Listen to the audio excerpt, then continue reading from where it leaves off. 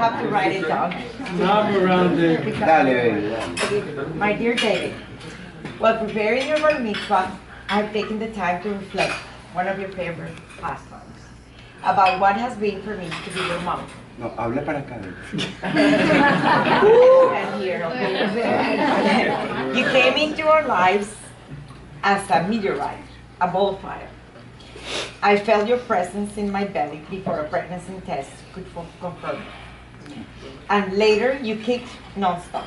Although I tried to go about life as if nothing was changing, your constant kicks and hiccups were signs of the very energetic person that was about to join our lives. Little after you were born, I continued with my professional ventures, but thanks to your relentless demands, I slowed down to be there with you a little more. At night, you wouldn't go to sleep until in desperation, I would climb into your crib and we would both fall asleep together. Then you started walking and not just talking, but screaming. I can remember what got you so upset so often. With your voice getting coarser and raspier, I ran with you to the specialist who said, just lower the volume to avoid having issues with your voice later in life. But even that didn't persuade you.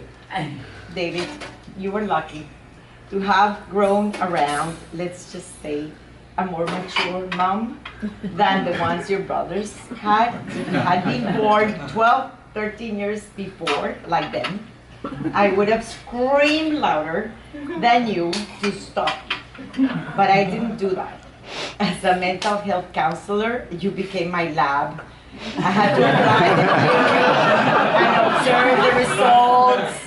So when you screamed in frustration, I just looked at you and said, sounds like you're very angry. I will walk away and talk to you later when you cool down.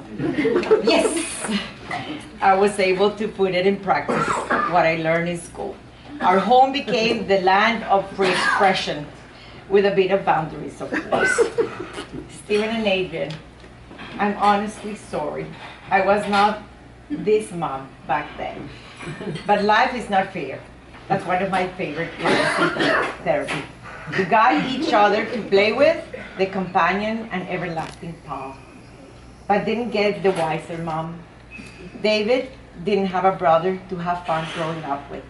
But this mom is more compassionate, understanding, and tolerant. So as time went by, all that screaming turned into good arguments and strong convictions, perseverance and intensity in whatever you chose to focus on. And instead of climbing up your crib, nights are filled with meaningful conversations to quench your insatiable curiosity and inherent interest in the world around.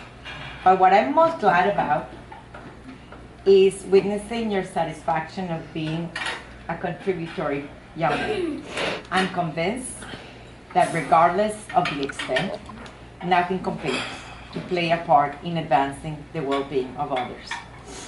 The only advice I want to give you, I can help being a Yiddish mami, sorry, is don't obsess about accomplishments and getting places and reaching material goals only. Stop and look at the colors of nature around you, its refreshing smells, its soothing sounds. Take time to taste the food you enjoy. Hug and kiss those you love. Life shouldn't be traversed without enjoying the pleasures in it. Nourish the relationships important to you and actively look for the company of those you love. Otherwise, life can become a lonely and sad journey, no matter what your accomplishments are. But do not worry about remembering all this. As long as I'm around, I will make sure you do. Anyway, what else are moms for?